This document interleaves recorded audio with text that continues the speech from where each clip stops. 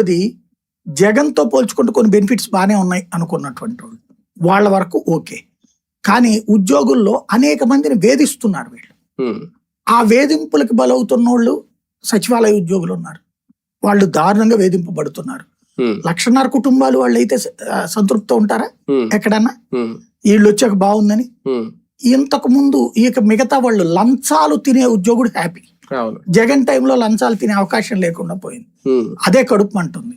ఆ మంట ఇప్పుడు తీరుతోంది కాబట్టి లంచాలు తినే ఉద్యోగి హ్యాపీ. కానీ ఇక్కడ వీళ్ళు చెప్తుంది ఏంటంటే పరిపాలన టాపిక్ వచ్చింది కాబట్టి క్షేత్రస్థాయిలో ఆఫీసులకు వెళ్లకుండా అలాంటి అవసరం రాకుండా వాట్సాప్ గవర్నెన్స్ అనే పాలన తీసుకొచ్చాం, దాంతో చాలా హ్యాపీగా ఉన్నారు. నిజంగా అది గ్రౌండ్ లెవెల్లో ఆఫీస్కి వెళ్లకుండా నిజంగా సక్సెస్ అయింది అనుకోవచ్చు. నాకు తెలిసి ఆ ముక్క చెప్పారు అంటే చంద్రబాబు గారిని నిలువున ముంచుతున్నారని అర్థం.